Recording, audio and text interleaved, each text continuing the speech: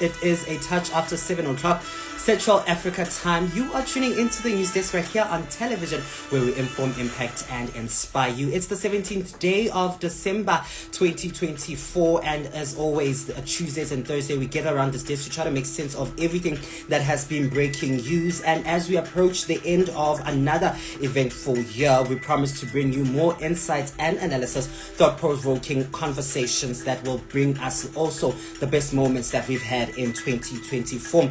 As we all know that it has been a political roller coaster in South Africa, seeing the 2024 elections and also looking at a lot of people shifting from their political parties, dramatic leadership changes, and something that we called ship sweeping. That is when we are seeing people who are within other political parties are moving to other political parties. That's what the year has left us with. But coming up on today's show, in the big story, we're going to take a look rather of the stories that have been making news and what you have been talking about, especially within this day. We are going to be looking into the developments around Kabelo Gwamanda's case, and also President Cyril Ramaphosa's announcement of the national dialogue that might be taking place in 2025 as marks of the reconciliation that we are having within South Africa.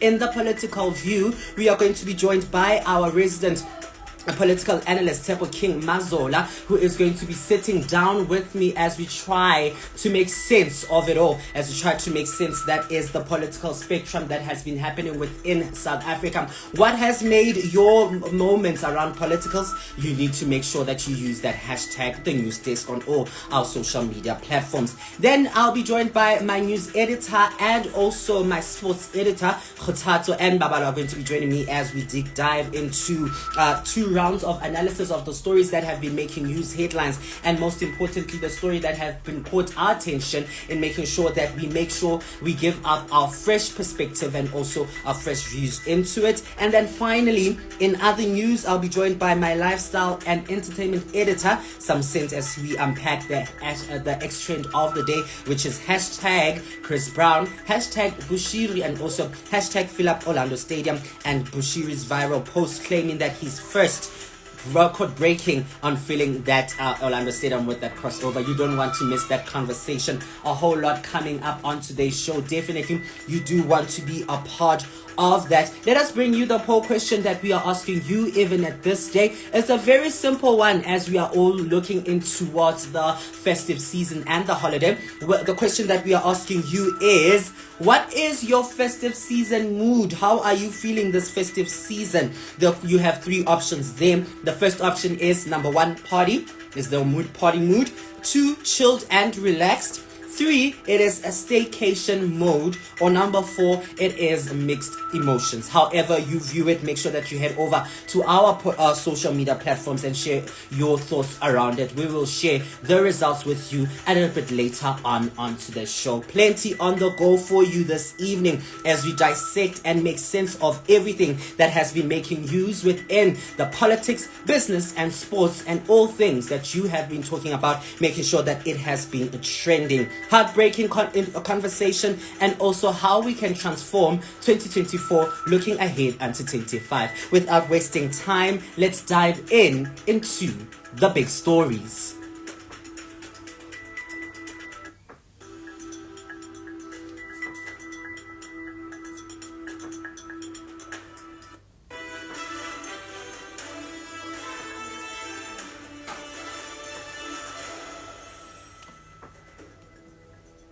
All right, it is that time of the evening where we definitely look into the big stories that have been making news headlines. And this evening and this day, it's no different. We're looking into the biggest headlines with a mix of facts and analysis as we keep you interested in what has been transpiring. And the first story has to be definitely President Cyril Ramaphosa confirms the national dialogue in 2025. This comes after in his Reconciliation Day address.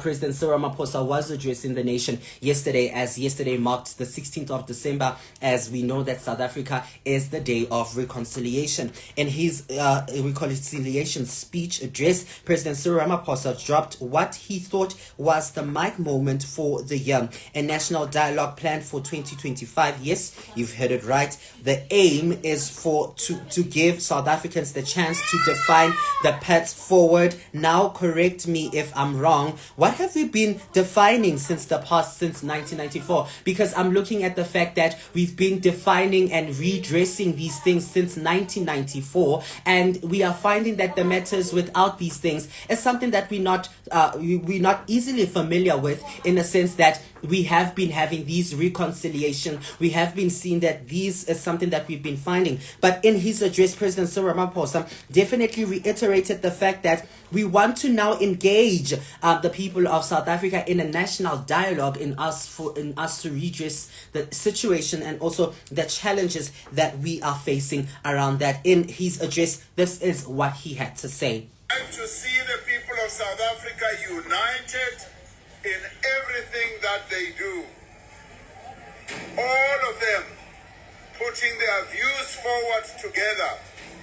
And this is where we reaffirm our commitment to work together through a national dialogue to define the path our nation will take as we move forward. I did speak out and said, yes. Right, that is President Cyril Ramaphosa coming out saying that, this dialogue is a very necessity for us as a country to dive into, the issues that are affecting us. But I feel that it is quite too late for us to be looking into this, because the country has been going through a lot of pressing issues, and definitely inclusivity is a great word, Mr. President. But maybe let's start by including load shedding into those discussions, alongside crime, alongside unemployment, alongside inequality. And I wonder, what is it that the president is trying to achieve in this? And will this national dialogue help us in solving the crisis and the problems that we are seeing as a country? Let us know what your thoughts are. What do you think of this national dialogue we'll try to achieve? Use the hashtag #TheNewsDesk to share your thoughts below there. All right, now let's move over to Johannesburg now, where we are seeing that the Johannesburg former mayor Kabelo Gwamanda was back in court this morning, where the saga of the former mayor Kabelo Gwamanda continues. Gwamanda appeared briefly in the Protea Magistrate Court today, only for his case to be postponed to January 2028 rather. And this proceedings didn't even last more than a few 30 minutes, because his attorneys were trying to argue around this case that he has been charged with. But let me give you a background story onto this now. Gwamanda is facing allegations of running a funeral policy scheme in Soweto back in 2011. But let's not forget, he was also the party's community development MMC and mayor, then before being replaced by the PA's councillor Tebogo Kono. It's the kind of political plot twist that leaves you wondering, is Johannesburg being run like a municipality or a Netflix drama? We are seeing those incidences, and we are seeing those capabilities there that, Kabelo Gwamanda, what a high profile that we saw when he took up the reins of becoming the Johannesburg mayor. But this comes in with his allegations of running this scheme, and a lot of people were asking themselves a question to say, what is it that we need to be actually doing in order for us? Will we find justice? Will we find this case leading into accountability? Some of those elements that we need to look into in a conversation with the SABC. Neria Hlakosa, who is a reporter, has more details around this case and some analysis around why Gwamanda needs to take accountability for his actions. Court appearance, I must say, and what took most of the time of the court was the fact that his legal team didn't want us to even film in court. So that took most of the time. We needed to convince him, and he said to the magistrate, more than anything, is that this is going to prejudice his client because a lot of confidential information is about to come out, and he doesn't feel that his client will get a fair trial. So obviously the the magistrate did not agree with that, and we eventually got permission to film in court. But what then came out is that his defense is saying that they want the dockets. They want to see what exactly the state has against their client, because one thing, when we asked them, they said the allegations are false. And obviously then they would have to prove that these allegations are false against Gwamanda and his co-accused. But speaking to the state, they're saying, look, we have the evidence, we've spoken to the witnesses, and for now it remained unclear how many counts of fraud he will be charged with, because it's more than one. All right, that is Neria, the SABC News reporter, just coming out to saying that, definitely there has been a whole lot of confusion of how many charges are going to be faced by this, as we know that it's just not only one account there by the former mayor. Also, again, looking at the fact that there was a lot of proceedings that were happening there in making sure that the case needs to be postponed into January 28th there. Now, between this case and the constant leadership changes, Johannesburg residents must be feeling like stars of reality they didn't audition for. Let us know. Do you think that this case will lead into any other real accountability, or it's just another political soap opera that we will be seeing? And definitely we want to hear accountability when it comes to this, because we know that the former mayor has been with a lot of accounts of running a funeral policy scam back in Soweto in 2011, and we are seeing that he was been put aside by the mayor of Johannesburg, the now mayor of Johannesburg, Dada Morero, made him to step aside from his duties in order for us to try to clarify. That is the magistrate court making sure that they are postponing Kabelo Gwamanda, the former mayor of Johannesburg's case, to January 28, 2025. I wonder, what are your thoughts about this? Do you think that this case will lead to accountability and also to some real issues that will be impacting and making sure that there is accountability, especially when it comes to the people of our country, the people of South Africa? Johannesburg residents demand answers, especially the people of Soweto who took part in this funeral scam back in 2011. That raises such a huge questions and such a very uptight resolution into saying that, will our leaders ever take accountability with the actions that they take? I wonder, what are your thoughts around that? That is Kabelo Gwamanda back in the magistrate court today, as only to find out that his court case will be postponed to January 2028. The saga continues, and right here on television, where we inform, impact, and inspire you, we will bring you those developments around that court case, and definitely around what is happening there within the courts when it comes to Kabelo Gwamanda, the former mayor of Johannesburg. Right, still to come on the news desk, we'll be bringing you the political view, as I did mention that we are going to be joined by our resident political analyst, Tshepo King Mazola, as we try to make sense of what a political year it has been for South Africa, the year 2024. But before that, let me bring you today's poll question. And in today's poll question, we are asking you a very fun and holiday question. We are asking you very simple question: what is your festive mood this year? And you definitely have three options.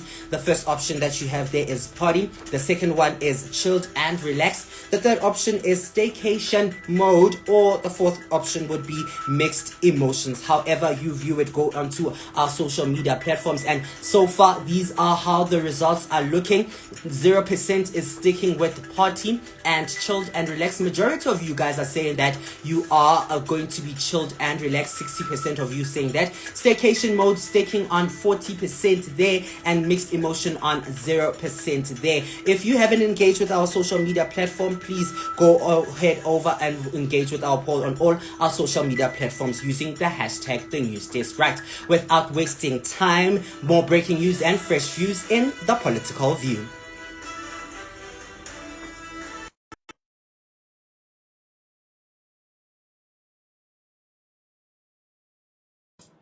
All right, indeed, it's that time of the evening where we go and look into developing stories that have been making and shaping South Africa's political landscape, looking into developments that we have been seeing. It has been a very, a very interesting political year, especially in South Africa, looking at the fact that we went into the 2024 general elections, which saw a lot of surprising acts and a lot of things that have been happening. And joining us to break down these analysis and gives us this, perspective around the political view is our resident political analyst, Tshepo King Mazola. Tshepo, very good evening to you and welcome back to the NewsDesk.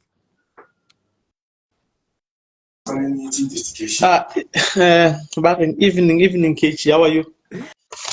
I'm good, thanks. And you? I'm seeing that the mind is already on the festive season mode. Yeah, no. Ziakala indeed. All right, let's start off with the big one here at Tshepo. South Africa's general elections, which was the most big event for our political landscape. We saw that it was firstly a contestant race, and it brought a lot of significant changes to our political dynamics. Tshepo, how would you sum up, these elections and their aftermaths? How can I put it? It was a roller coaster of a ride, Kechi. It was a roller coaster of a ride. We have seen new entrants, the new kids on the block, the likes of MK and many other political organizations. In actual fact, I think the history of South Africa, this was the first time that we had the number of organizations that we had going to the elections. We know others were actually, they decided to withdraw in the last minutes. Others, they couldn't submit all their papers in time, but we really had, I know even when I went to vote, it was for the first time that I've seen such a long ballot. You had to make sure and analyze to check who's who before you can actually even make your mark. But also, it was, this year's elections were actually very interesting as well. And I open, if I can put it that way, I think contradictions were really deepened with everything that have been happening in the country. It got many South Africans talking. I think that's what is the most important things, that many South Africans started to talk. Those that voted, and including those that didn't vote. In fact, those that didn't vote were actually angry. Some are still angry at themselves that they didn't actually go out in their numbers to vote for whichever political party that they would want to see governing the country. So yeah, it was a roller coaster of a ride. And moving towards 2025, it's clear that Kuzoshuba, what happened this year, I think it was just that sneak preview of what's going to happen in the nearby future. Indeed, interesting developments. You're speaking about the ballot paper that was a huge paper that people had to carry, and other, interesting developments has to be the Mkparty, which, came in with 6 months, being part of an organization and then making sure that they scoop the third place in the, in the national elections. And this past weekend, definitely they were celebrating their 1 year anniversary. And this is some of the words that their leader, President Jacob Zuma, had to say. Before we get into your thoughts around what you think about the Mkparty's move and their future view plan ahead of the 2026 local government elections.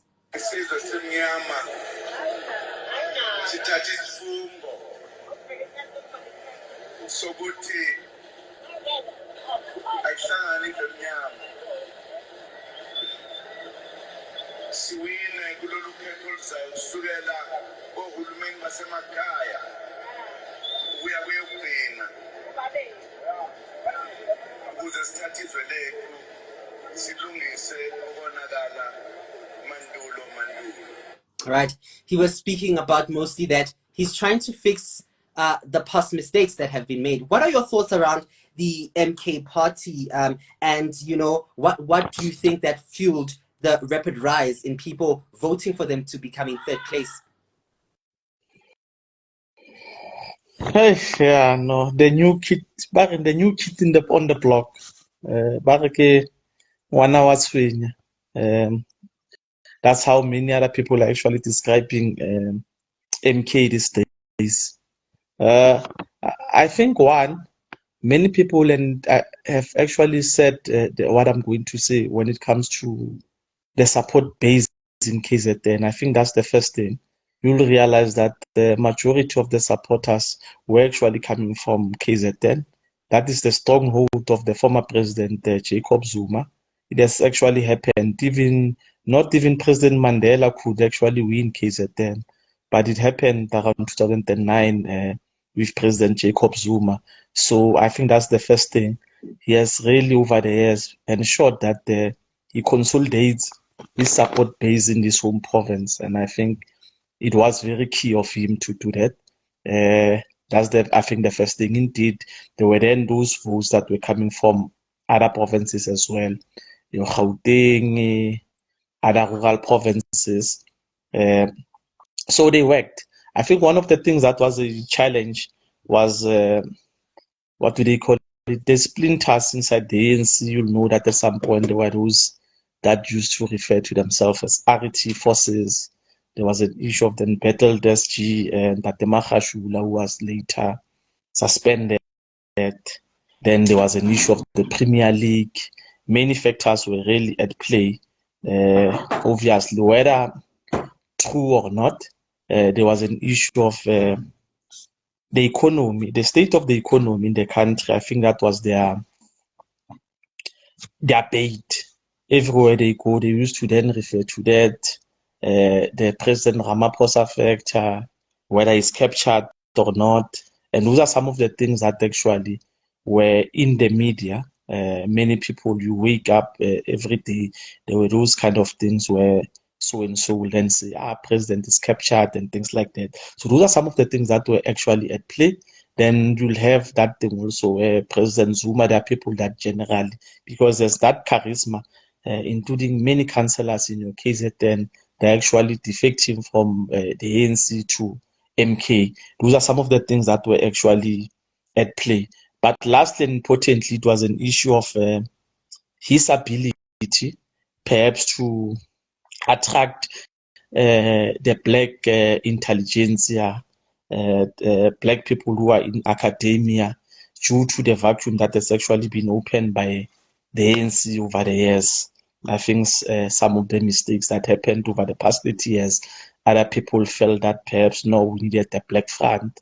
And when he came to say, no, let us come and really lead this Black Front, many people were really interested in actually joining forces with him, knowing that he can actually pull a crowd. You'll know that your likes of Andile Mkparty ended up moving to MK. And of recently, we are seeing a lot of them, your Judge Hlophe, many other, and your Floyd Shivambo. Many people are actually moving towards that direction because that's something that they've actually been yearning for. The issue of a Black Front. You'll actually realize with the recent elections, there was those heightened racial incidents to show that the issue of the race, we haven't really dealt with it as a country. So those are some of the things that were actually at play when it comes to the issue also of MK. But beyond that, there's also the issue, I think, towards the future or into the future, we hope that they won't repeat the same mistakes that the EFF actually did.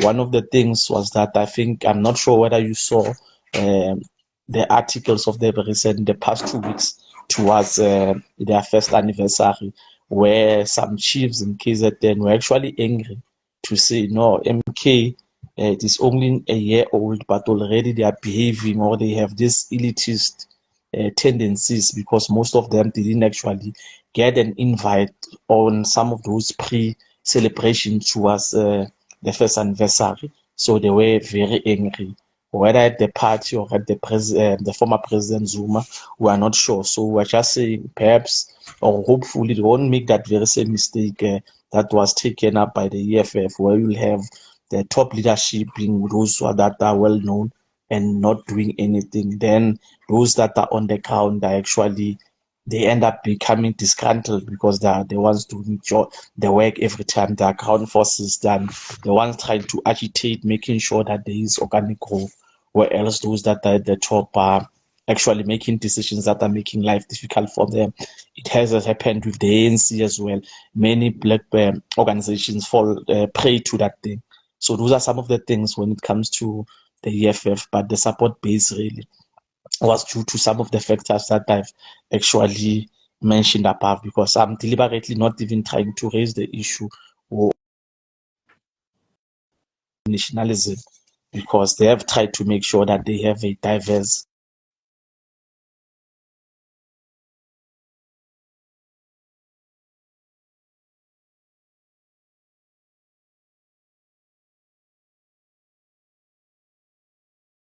Very interesting, and I love the fact that you also touched on the fact that some other, people were moving from their parties to go join, the former president Jacob Zuma to move the MK party, which is something that we saw hitting a lot of the EFF side of things. And Julius Malema might have felt betrayed by some of the people that started the party with. I mean, it was celebrating at 11 years, I think, this year. And with that 11 years, some of the people that started it they move over to the to the MK party. And looking into the point that they also had their National People's Assembly conference the past week, where they were voting for their top six, the new leadership, and which Julius Malema was still the president uncontested, which a lot of political analysts raise a question to say that is it the right move for him to remain again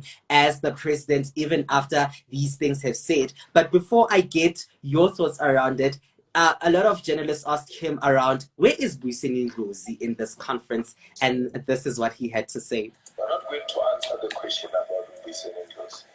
You've got his number, and some of you talk to him, call him. Not responsible for Bushiri Ndlozi. 90% of the people who are here, who expected to be here, are here. That's what matters. Whoever is not here was not supposed to be here if we were from the beginning. So you are not going to reduce this organization to some individual. All right.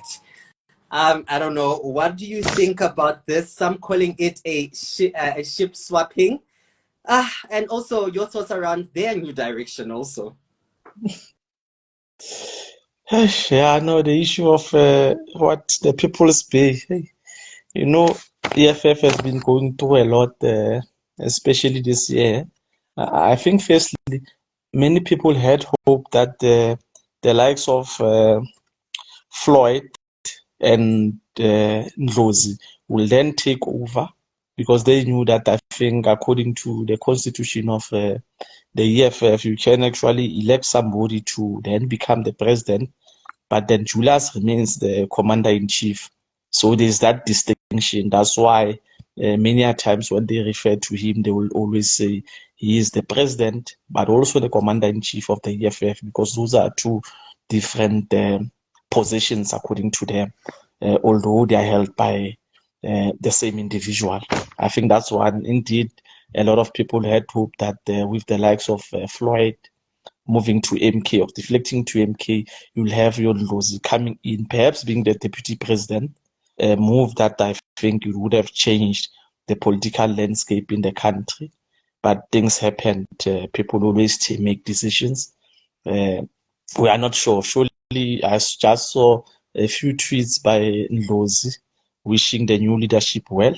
We are not sure what is the next move. Surely, in the coming few weeks, we'll then hear as he declares whether he has moved or is still a member of the EFF, because there's that thing to say perhaps he also wants to follow Floyd in MK, or he wants to venture into something new. So those are some of the things that are actually at play. So others might say that the EFF is actually going through a slow, painful death with the purging of many leaders in the past few months, with the CIC refusing to have any dissenting view or something that he doesn't agree with, will make sure, just like in his youth league days, will make sure that he puts it in the dustbin of history. But other people will then also say, no, perhaps this is the time for the EFF to actually self-correct. Is their time for growth. Others, they just feel to say, no, gatekeepers, because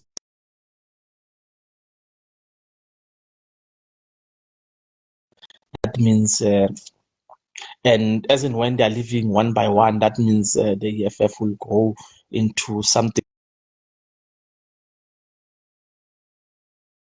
They believe that they have survived the West and they are now ready to advance. You'll know that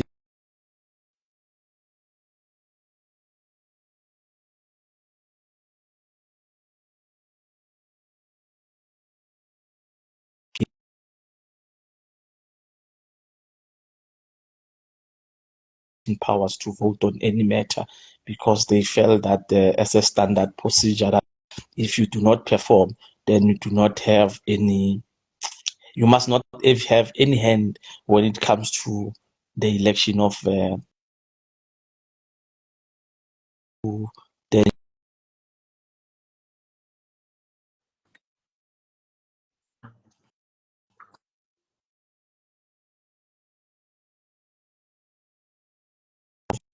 EFF. The only two changes that were actually not made.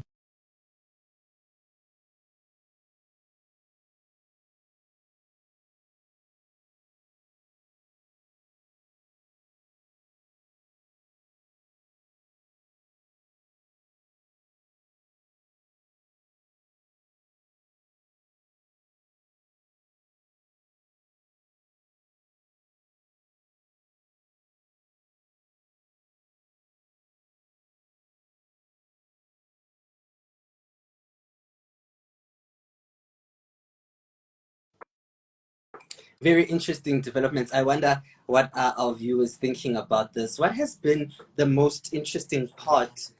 Uh, yeah, I wonder what has been your most interesting part when it comes to the political landscape of South Africa. But now let's talk about the SACp, which is another people who are divorcing their number ones, right? The SACp says that they've been part of the ANC for quite a long time now, and they're coming to say that they are now gearing up to contest the 2026 local government elections independently. What's behind the shift, and what do you think this will affect its relationship with the SACp? Solima Baila, who is the Secretary General, they was speaking with TD Madia in an interview, and say that they are going to definitely contest this, and there are going to be some name changes that are going to be there, and people must not be shocked around this. Let's take a listen to it before you share your point of view. Not any back for us to contest local government elections. We don't use the concept of going it alone. It's an independent voice of the working class. We work with a variety of political and social forces on the ground on the basis of objectives that we want to achieve at a particular level. But at the same time, we could also be in our own name. So I just want to clarify that so that it doesn't, when we bring these other elements, people don't say you have simply. All right. What do you think of this? No, thanks for KG.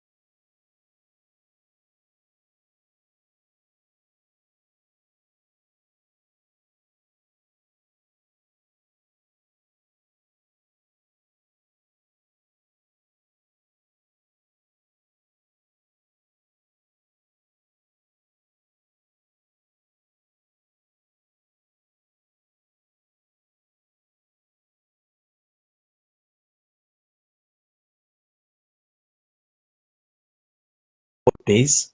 They know that if they are to contest, they most definitely COSATU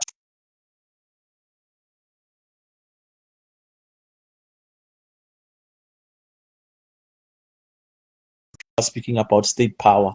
COSATU was one of the first organizations to declare openly to say, as organized labor, we are definitely in support of the SACp, and we feel that they need to go and contest. At least the workers will now be in charge of the governance of the country. That's one. You know that recently you had SAFTU being formed. SAFTU was invited also as well at the SACp Special Congress, and they also pledged their support to say if the SACp goes via that route of actually contesting state power, they will definitely go and support them. So they have that backing of the working class. I think that's the first one. But what has led us here is the contradictions that I spoke about earlier, the challenges that the ANC has actually found itself. One, you have the issue of the person who killed Commander Chris Hani. He was just recently being released back to Poland. The SACp is not happy with that move. That's one. Two, there's an issue of they call it government. What is it? GNU, yes. GNU and yes, GLU and GNU. So you have all those government of national unity that are there that the SACp is actually not happy about. They just feel that the ANC is donating the votes of the workers to the DA. We have seen how the DA and many liberal and white organizations come out strongly against the Bella Bill and the NHI acts, or now they are both acts, how they came, how they were confrontational when it comes to the two acts. So the SACp is actually, or the SACp doesn't want to find itself in anything that has the DA inside. That's why they were even saying we rather go and engage all these other organizations, because with them as an organization that is striving for socialism, they know that the majority of people that are in your TA and Freedom Front Plus are the ones that are in charge of the economy. So you cannot have two people coming from extreme ends really coexisting. Those are some of the things that are actually hampering that relation with the ANC. The SACp wants they call it the National Democratic Society. That is a non-racial, non-sexist, democratic and prosperous South Africa. And who are not actually near that goal of the SACp. So they feel that perhaps if we take this thing on our shoulders and continue fighting for worker rights and the working class, we'll definitely reach the future that we envisage. Those are some of the things that are actually hampering the relation with the ANC. Lastly, I think it was the issue of the workers, some workers in the city of Joburg that were actually shot dead by the police, and the SACp was actually not happy again with that, to say if their own government that is led by the ANC find itself because of this government of unity governments find themselves fighting with or taking out their police armed people to fight against workers that are really fighting for their rights, then perhaps they need to review some of the relations. That might mean that the ANC, some in the ANC might actually be captured, or the ANC might be deviating for what it was supposed to be doing. So those are some of the things that are at play when it comes to the relation in the tripartite alliance. Very interesting developments there. Because of time, Tshepo, we can go on and talk about what has been happening within, the political landscape within South Africa. Once again, I'd like to apologize to our viewers if the sound has been glitching there just due to the network challenges. But before we let Tshepo go, Tshepo, as we wrap up, I want to find out what would be that one sentence that would describe the political year that it has been for South Africa in 2024. Roller coaster, KG. Roller coaster. A roller coaster ride. That's the only thing that's in my mind. It was just a roller coaster. Because you wake up today, things were even, you felt things are fine. You wake up tomorrow, things have just taken at 360 degrees turn. So it has been just a roller coaster of a ride for the country. Definitely. And that is setting the tone for the 2025, that we are also going to see a roller coaster, and also preparing for the 2026 local government elections. There might be new kids on the block coming in and a lot of things coming up. Thank you so much, Tshepo, for giving us your incredible insights, and it's clear that the political landscape is as dynamic as ever. Thank you so much for your time. Sure. Right, so that is Tshepo King Mazola, our resident political analyst there, sharing with us his thoughts around what has been, what we defined as the most dramatic and roller coaster political, that it has been for South Africa. I wonder, what are your thoughts? Please go on all our social media platforms using the hashtag #ThePoliticalView to join in the conversation. All right. With that said, more breaking news and fresh views as we go behind the headlines.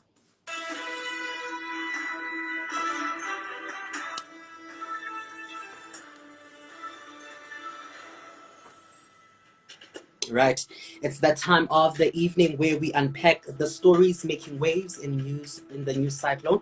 Joining me is our news editor, Babala Manzana, and as well my sports editor, Kotato. They're here to share with us their thoughts and their views around everything that has been breaking news and fresh views. Let's kick it off with Babs. A very good evening to you, lady and gentlemen. Babs, I'll start it off with you as you kick us off.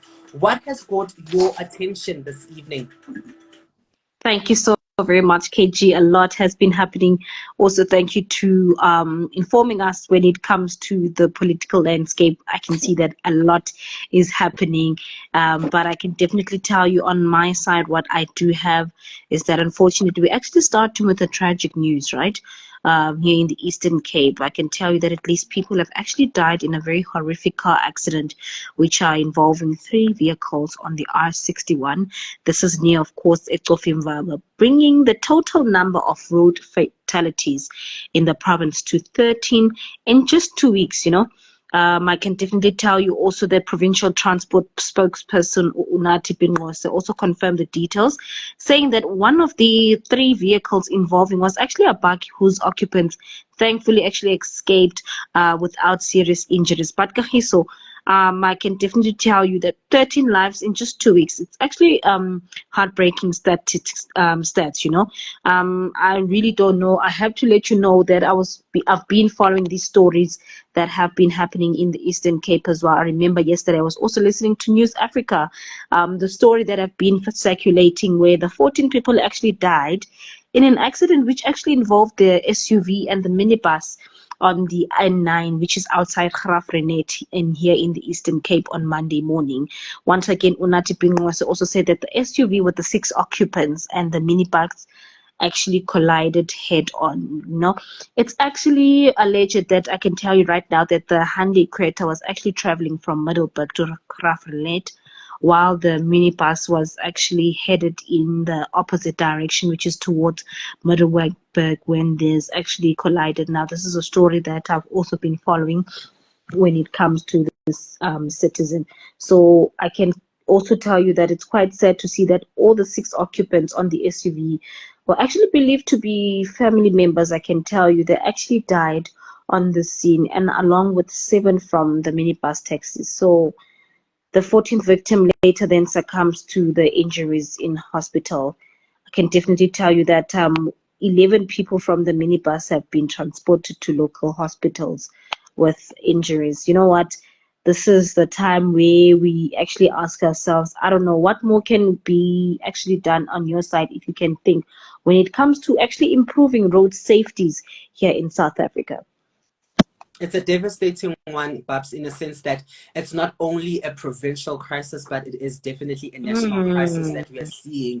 If year in, year out, we are doing campaigns and saying, arrive alive, people should stop drinking, people should stop, drinking and driving, people should use Uber. There's services such as the Uber that people can use, but more needs to be done to enforce, road safety laws, from speeding vehicles to car maintenance, because another thing that we take for granted is the car maintenance? Are we making sure that these cars that are on the road are roadworthy? But also, I want to hear from what our viewers are saying around this. What would be the one thing that you think that would be help us to reduce these accidents, using the hashtag the NewsDesk there to share your thoughts?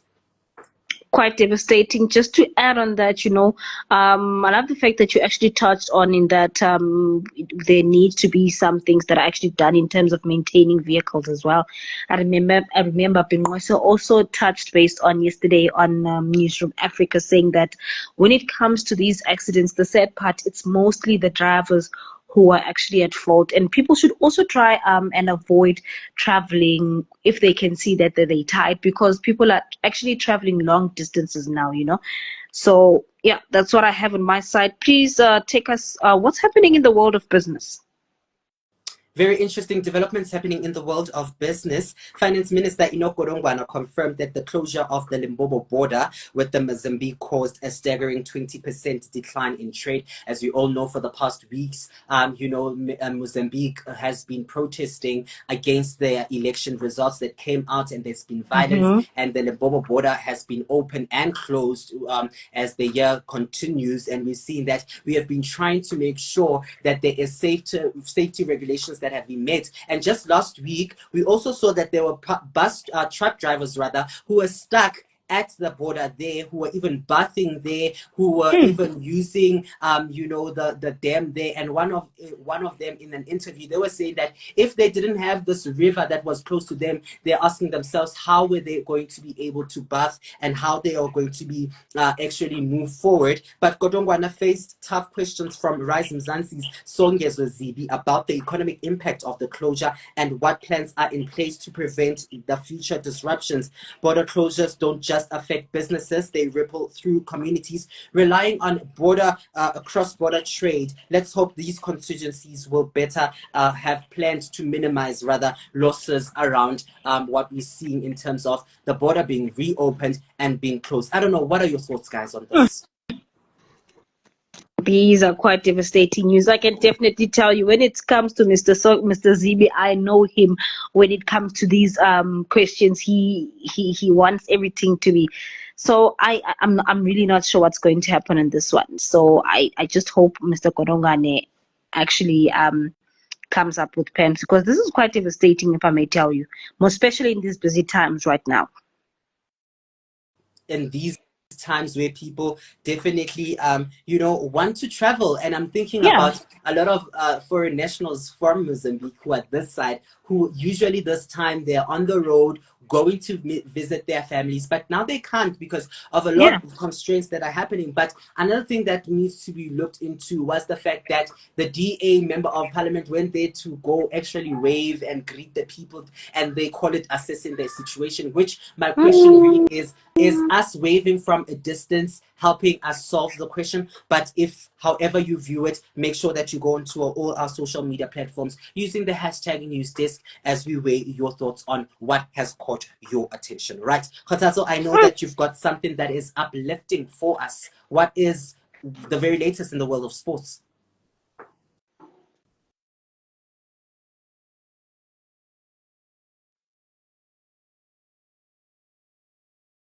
Kagiso, can you hear me now? Yes, I can hear you, Khotazo. Okay, I'm sorry for that. Well, I do have exciting news for you, eh? I mean, hey, the world of sport is amazing right now. Like, believe me when I say it's going bizarre. Like, if that's the right word to use, it's going bizarre, guys. So, South African Rowan Williams, Sean, so he just bribed the CAF award, winning both best goalkeeper and best club player. And it didn't just end there. We have the Nigerian guy, Dimola Lokman, and the Zambian guy, Barbara Banda, who took home African Player of the Year honor. Like, how amazing is that we seeing Africans being noticed now in sports? Like, they doing the impact, they fighting, they really, really, really fighting. So the world of sports is just crazy, and we are in this, like, this is huge for African football. You know, like it's great to see talent being celebrated, such as Grand Stage, you know. But Kagiso, what do you think? Do you think that Williams, like, best goalkeeper, do you think he really deserves it?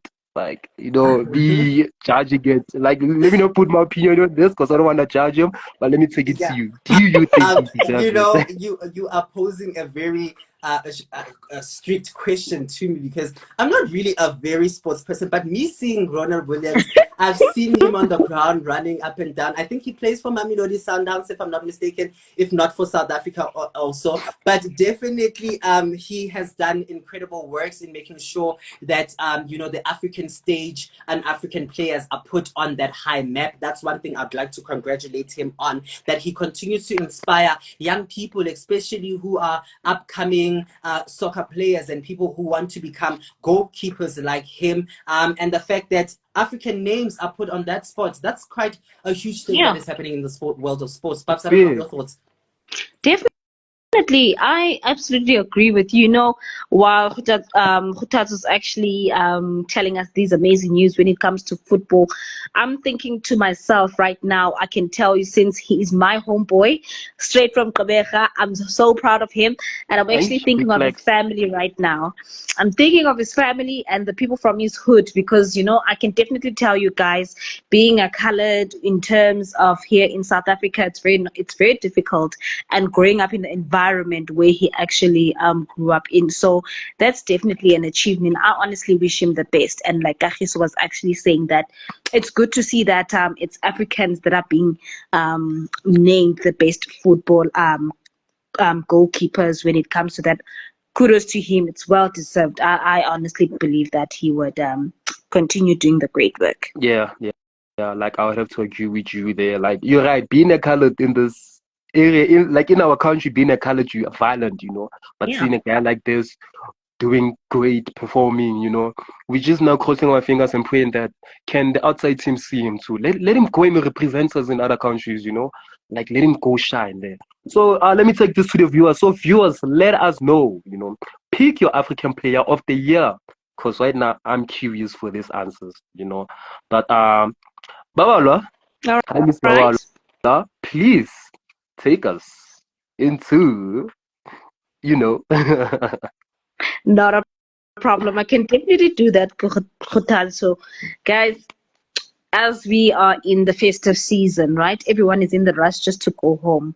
And when it comes to our airline services, I can definitely tell you that OR Tambo International Airport has actually been experiencing major delays when it comes to, this is of course due to a technical failure with the border management authorities biometrics movement control system. Now, passengers have actually been stuck in long queues as officials have actually revert to manual procedures, which is, I can actually imagine that it's quite a process, all right? Now, the ACSA advises travelers to actually arrive early, but I just want to know, Kagiso, on your side, this chaos, you know, I don't know. What's your take on this? Because according to my understanding, right now, people do arrive earlier at airports, you understand, because normally people are expected to arrive at the airport around an hour or 2 hours before that. But it seems like when it comes to our OR Tambo International Airport, for the past few weeks, we've been seeing they've been experiencing these technical glitches. If it's not airlines, for an example, Fly SACp, they do not have fuels, cancellations. What's your take on this?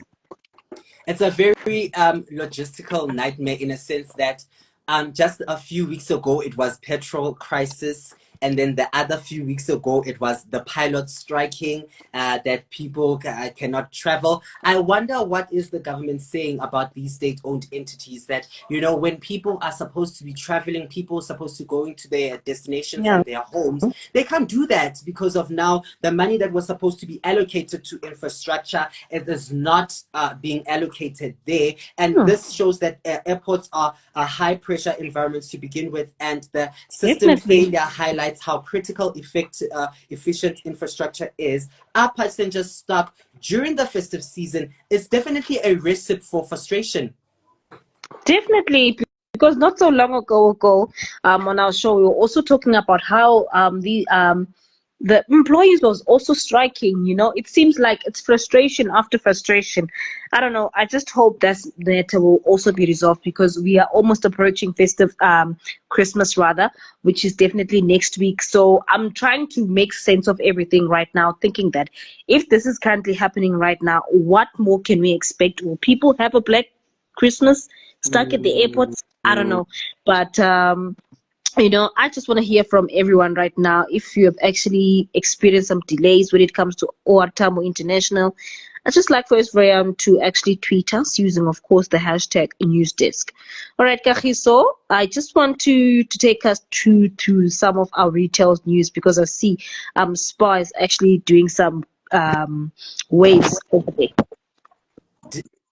Definitely SPAR making some waves there, but a lot of economic analysts are saying that is this a bet that they are ready to take, especially knowing as SPAR being a retail that has been here for quite some time, opening and reclosing in many cities. But definitely the retail giant SPAR has bold plans for 2025, looking to cater to both high-end and lower income markets. SPAR plans to launch premium stores formats alongside revitalized discount stores aimed to budget concise consumers. Its ambitious strategy could reshape the retail landscape. But the big question here, guys, is that is SPAR able to pull this off, balancing the two extremes between the market and also its small feet that they want to shame? I don't know. What are your thoughts around this? Can I ask first? Can I firstly ask? Are we talking about SPAR, people with the people with the taste for life, or we talking about SPAR comparing to ShopRite? Like, SPAR which one are we comparing talking? it to ShopRite. I honestly speaking, Babala, I'll let you take over on this one, because me, I'm a ShopRite guy, so I won't comment on this one. Definitely, no problem. When I saw this, I was thinking to myself, will this strategy work? Because first thing in my mind that came into my mind, okay, this might be a plan. Like you also mentioned right now that they've been opening and closing, and in the latest market, we've seen how ShopRite has been doing an amazing job when it comes to these markets. At some point, I'm not sure if you remember when it came to saying that Woolies was much cheaper than SPAR. So I'm also trying to make sense in the fact that. So I'm hoping that these discount shops that they're going to implement will also work for people in communities. An example I could give you right now: people in locations where I am from. The way it's so expensive to buy things, but when you decide to go to town, you find out those things are actually affordable. So those are some of the frustrations. I just hope that they're going to implement plans that will be beneficial to people in the communities, because they're the ones that actually support them. Definitely, it needs to make sure that they are affordable to the communities, because another reason of them opening and closing is because of you go into the market and you want to go charge high prices, and that market is not yet ready for that, because even with their premium goods that they want to do, I wonder how is the market going to definitely take this one into account, that now SPAR has some definitely new exclusive products. But speaking of the market, let's take a look at how the JSE closed off, and a quick take into the market updates that we are seeing. Definitely the JSE closing off at a weaker territory this afternoon, closing off at 77.992 points basis there, which shows a drop of minus 1.6%. Looking into the commodities, gold was trading at 2,664.23 cents rather, making a drop of 0.4%, and Brent crude oil was at $73.91 there a barrel, showing a drop of 0.3% there. And looking into your currencies, you needed 18 rand 10 cents for you to have a US dollar today, showing a decrease of minus 1.3%, and you definitely needed 19 rand 2 cents for you to get a euro, and definitely you needed 23 rands 2 cents to get yourself a pound sterling, which a drop of minus 1.6%. That is of more of your business. You'll get your business on the Thursday show, but Kotato is standing by with more of your sports. Thank you, Kagiso, even though you spoken like a forex trader. Kagiso, you're a forex trader now. Anyway, that's the perks of being the economy and business analyst, okay? Oh, okay, guys. So let's get to football. Let's get to football as Thierry Henry is calling out Pep Guardiola, questioning his decision following the Manchester City loss in the Manchester derby. I mean, that was sad, honestly speaking, watching Man City scoring the first goal, then jiggy, it's 2-1. Then I'm like, Aibo, I thought Manchester was blue. Now we take it back to Manchester is red now, you know? And I'm like, you know what? Like, there's nothing we can do about it, guys. It's soccer. It's like that. It's like politics to me, you know? And yeah, that's how it is. That's soccer for me. And again, it's rare to hear such pointed criticism of Pep, but Henry raises some valid concerns, you know, like you saw concern about this guy. Has Pep overcomplicated his tactics? That was the question taken to the City fans, and that was the question taken to Pep. Yet we're still waiting for those answers. And the City struggling, a sign of a deeper issue, you know. So, Kagiso, what do you think I of the I think that I don't. The question that I have is, why is it when the team doesn't play well, we want to blame the coach, and then the coach is The the one coach. that's taking all the blame, whereas the players are the ones who are kicking the ball there and fighting with everyone. Because even though we can say Pep's track record speaks for itself, but there is also a best when we make mistakes. So it's all about them trying to bounce back. But the question still remains, Kotato, why do we blame the coach?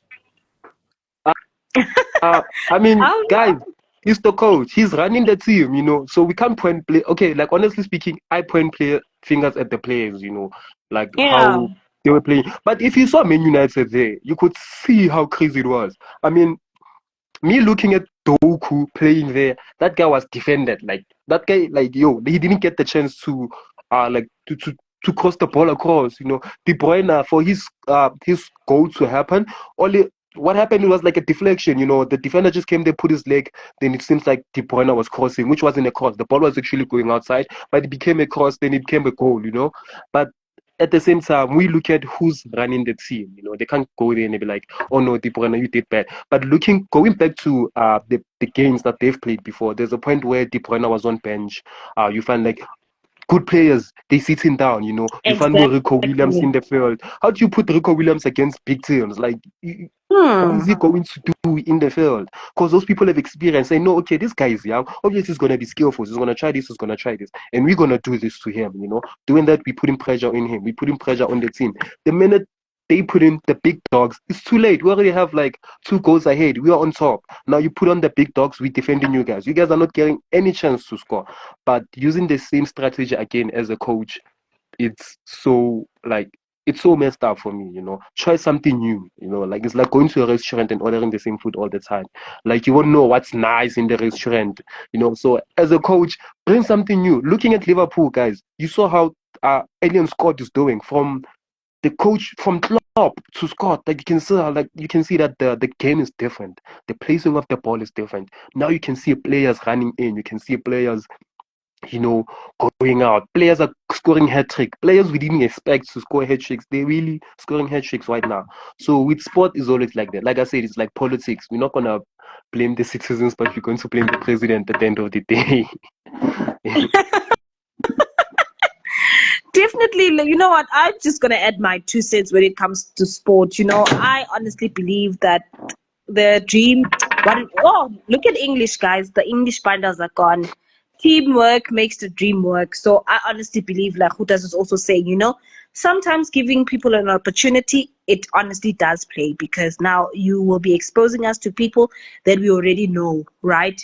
It's like maybe an example could be if Cristiano doesn't score, we're all frustrated. So there are people who do also have much better experience where we honestly think that they need to also be exposed. Mm, So mm. as much as we always blame the coach, but as players also, because most of them even skip practice. Like for instance, people who are well known, they don't even go for practice, and they're always disappointed when they don't do well.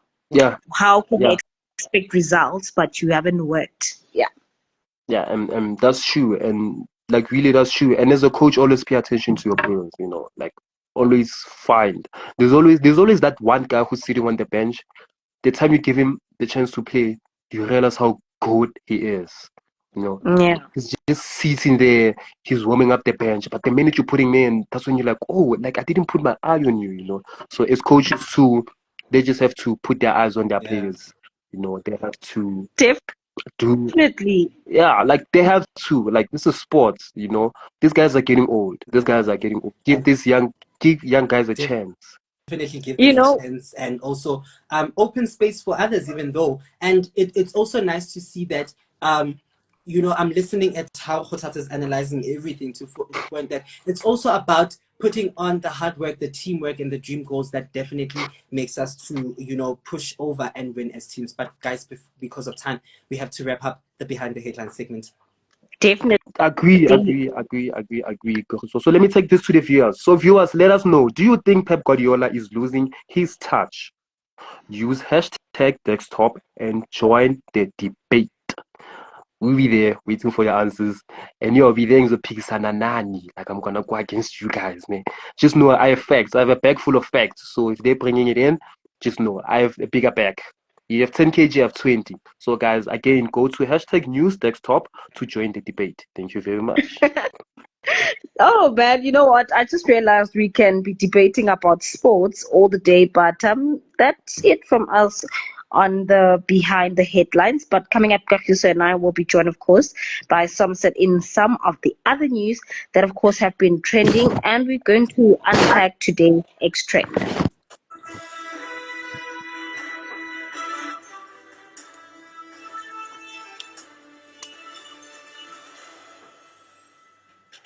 Indeed, as Babs did mention, that it's that time where we end things off on a slumber mode as we take a look at what has been trending and everything that has been, making waves on social media. And joining me and Babala is our lifestyle and entertainment editor. Somerset is here. Samu, good evening and welcome.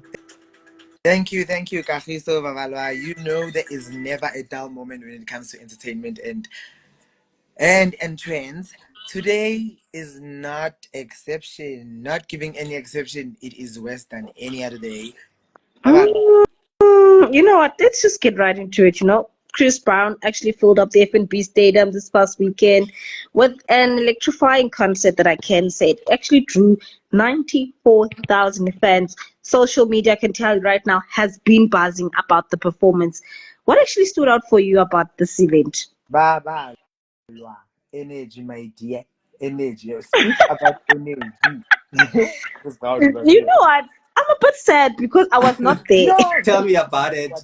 I am angry. I am angry at myself because I have an experience of such concerts, guys. Chrisbrown is a big name, so I have a experience. I'm not gonna say bad experience, but a tragic Nyana experience because it wasn't bad enough for me because I luckily got home safe and everything was intact. I only lost one shoe, thank God. Beyonce Global Citizen, I had a phobia nyana would see it's gonna be something like that because it's a big brand and people love Chrisbrown. And of course, Chrisbrown gave us a energetic from the videos I'm seeing, Babalwa, he didn't just give a performance, he gave what fans call a best year of their years. I was looking at some of the videos there. There were a lot of ropes of him going up and down, flying, and obviously the crowd was there making some noise. And I think one song that I would have loved to see him perform was "Take You Down" from the exclusive album. Ooh. I see you. All right, Samu, 94,000 is a very impressive number of people who turned out at the FNB Stadium. But this obviously sparked some controversy. As we all know, Prophet Bushiri came out to bashing the media this afternoon to saying that he filled up FNB Stadium first by filling up with 110,000 people during his crossover night prayers. He also slammed that he was not given the recognition. What is your take on this one? Kagiso, this is South Africa, right? Rona ga move. So Chrisbrown, this is a movement. When Ubushiri, what do you think we're gonna do? Like that's my first question. Ubushiri, like we are young, we are happening. And I think Chrisbrown is one of an expression of how South African youth live or do their things. Like he's that guy. Some guys look like Chrisbrown. There are guys we call like us, hey, we're not Chrisbrown because he dresses up like him or he dances like him. But yeah, Chrisbrown, Bushiri said who filled FNP better. I'd say Chrisbrown still. Bushiri, you can go jump, Papa. And I honestly believe that he filled up more than that. Hey, I just want to find out from your side, Samurai. Do you actually think this back and forth overshadow actually is the real achievement here, or is it just another classic South African entertainment drama? Hey, angazi Bushiri no guys. Bushiri and Stans, same sentence. Sorry, yo, kitolata ke maponesa. So I'd say that it's one of those things, guys. South Africans in social media, we are always buzzing. Yeah. So we make up a conversation out of something, either serious or not. We will make up a service. Kuzoba ne meme soon. There's gonna be a meme about this. Trust me. Ooh. Definitely, there's never a dull moment on social media. We'll definitely use whatever we have. Like Bushiri, he was trying to come back because we know that this self-proclaimed prophet has been making news rounds about, how he's been handling his affairs at that church that he's running. Speaking of affairs, what do you say about, as we wrap up this conversation, some of your final thoughts on this? What do you say about, F&B being that a hub for culture? I mean that it's not only Bushiri who have filled up F&B, even Kev Spanyovest himself. I was there at the Fill Up F&B concert there, and it was a huge, looking at the theatrics, the performances, the dancers, and all that, everything that has been put in place to make sure that F&B becomes a cultural hub. What do you think of that? Actually, so FNP has become a global, local icon for icons and global artists. So whether Chrisbrown or Prophet Bushiri or Samosent or Kagiso, when you speak about FNP and you know what you're doing, it's going to be a show in South Africa. South Africa's infrastructure and audience is something to like hosting, and global events are for FNP, guys. It's something to be proud of. I definitely agree with that. I just love for the fact that, for me, one thing that actually stood out as well, the amount of support, irrespective of whether Chrisbrown, if you guys remember, they were talking about canceling him. And I love how the fact that we all showed him love. It was honestly amazing to see that. Even from US, they were so surprised to see that, Chrisbrown actually did that, And the most hilarious thing for me, it was definitely how they were mocking our celebs, saying that, shame they're busy writing comments, thinking that Chrisbrown will actually be listening to them. But in all essence, well said somewhere. And to actually our viewers, right? I just want your take. Who actually felt it better? I want to find out, is it Chrisbrown? Or is it Bushiri? Use the hashtag, of course, fill up FNP Stadium and join the debate. I would say Chrisbrown filled it up, even though you wanted to cancel him. But I don't know. The viewers will decide. However you weigh it, use the hashtag, then use this. Samu, thank you so much for joining us. It's always fun to unpack the ex-trend of the day. Always a pleasure. Good night and God bless. Night. Thank you. Good night. Right, that's how we have come to the end of the Tuesday edition. I almost said the Thursday. Wow, it's December.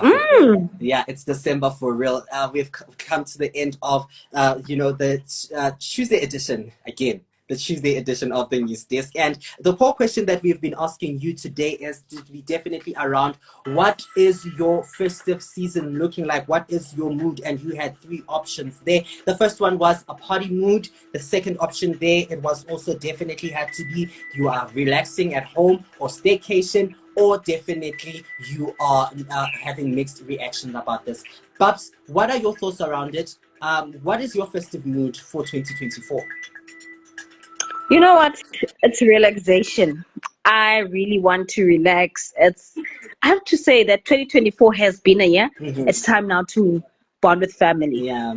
Definitely, it's been a crazy year. Looking at the developments that we've been tracking in this today's episode, from President Cyril Ramaphosa's announcement of the National Dialogue to the 2025 developments of Kabelo Gwamanda's legal troubles. We also took a look at the political view with our resident political analyst Tshepo King Mazola, giving us a shape of how the 2024 political views. And he said that in his words that it was a roller coaster ride. Indeed, it was, and definitely going behind the headlines with our news editors and Tshepo, not Tshepo, Kuthatso and Babala Manzana, sharing us on everything that has been there. Very interesting there. And just shortly, Sam was here giving us the lowdown on hashtag Chrisbrown, hashtag Bushiri on in other news. Definitely a jam-packed filled show for you. Looking forward to our final episode for the year 2024 and the season 3 of the News Desk.